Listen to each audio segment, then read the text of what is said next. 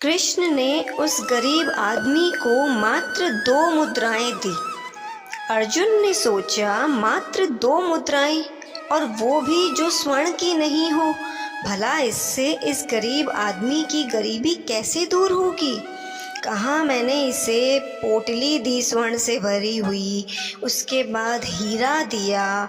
जब उन सब से भी इसकी गरीबी दूर नहीं हुई, इसके भाग्य में नहीं मिला, तो भला ये 2 मुद्राओं से इसका क्या होगा। चलिए आगे जानते हैं इस कहानी में। ये घटना है महाभारत काल से। एक दिन कृष्ण और अर्जुन भ्रमण पर निकले होते हैं। कृष्ण और अर्जुन जा रहे होते हैं। उन्हें मार्ग में एक गरीब आदमी भिक्षा मांगते हुए नजर आता है। अर्जुन को उस पर दया आ जाती है। अर्जुन पूछता है, क्या हुआ, क्या कोई काम कर रहे हो। तो वो कहता है उसे कोई कार्य मिल नहीं रहा। तो उसके पश्चात अर्जुन उसको एक स्वर्ण से भरी पोटली दे देता है और कहता है कि अब से इससे अपना व्यापार करो, कार्य करो और भिक्षावृत्ति मत करो। वह आदमी उस पोटली को लेकर जा ही रहा होता है कि तभी एक चोर उसकी पोटली चुरा के वहाँ से भाग जाता है। अब वो बेचारा किस्मत का मारा अगले दिन पुनः उसी स्थान पर बैठ के भिक्षा मांगने लगता है। अब अर्जुन और कृष्ण जब दोबारा भ्रमण पर निकलते हैं, अर्जुन पुनः उसे देखता है तो पूछता है, अरे मैंने अभी कल ही तो तुम्हें स्वर्ण से भरी पोटली दी थी, क्या हुआ। तो वो आदमी कहता है कि महाराज, मैं मार्ग से जा ही रहा था कि अचानक एक चोर ने आकर वो पोटली मुझसे छीन ली और लेकर भाग गया। ठीक है, अब अर्जुन के पास एक बहुत ही बेशकीमती हीरा होता है। अर्जुन इस बार उसको वो हीरा दे देता है और कहता है, लो अब इससे अपना कार्य चलाओ, भिक्षावृत्ति मत करो। अब वो हीरा ले जाके तुरंत अपने घर में एक घड़े में छिपा देता है ताकि इसे कोई चुरा न सके। अब क्या होता है, उसकी पत्नी जब उस दिन जल भरने जाती है तो उसका वो घड़ा टूट जाता है। अब वो घर आकर उसको याद आता है कि घर में एक और पुराना घड़ा रखा हुआ है। वह उस घड़े को बिना देखे ही ले जाती है। वह ध्यान ही नहीं देती कि उस घड़े के अंदर भी कुछ है।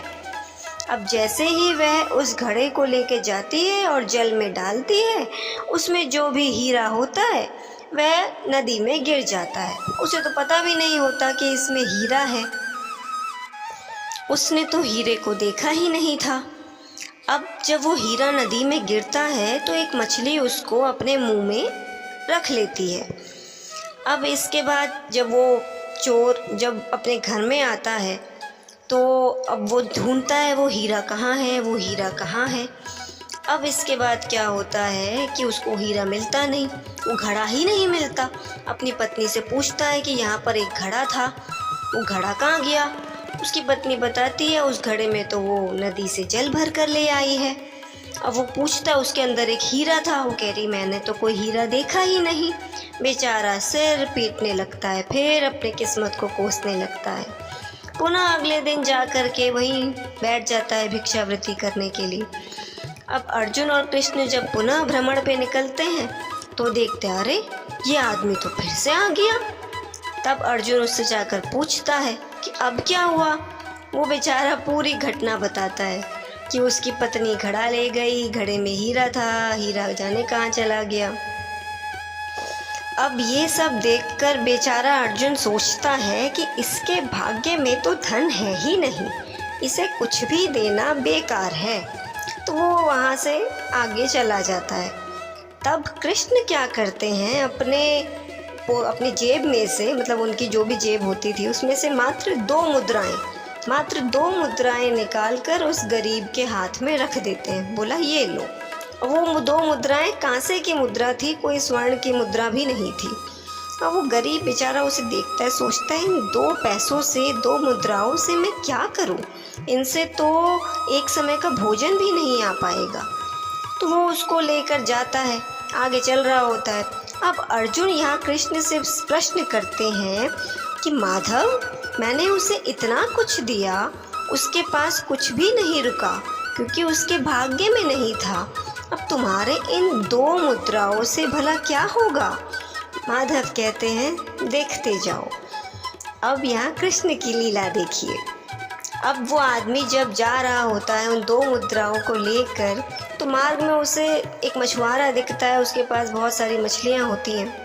देखता है पानी में एक मछली ऐसे तड़प सी रही है, तो वो सोचता है इन 2 मुद्राओं से मेरा तो कुछ नहीं होना, पर इन 2 मुद्राओं से एक मछली के प्राण बचाए जा सकते हैं। तो वो क्या करता है, वो कहता है कि 2 मुद्रा से मुझे ये एक मछली दे दो। वो उस मछली के प्राण बचाने के लिए उसको खरीद लेता है, और उसको जैसे ही पानी में डालने वाला होता है तो उस मछली के मुंह से वो हीरा निकल जाता है उसके हाथ में, और वो एकदम पानी में कूद जाती है।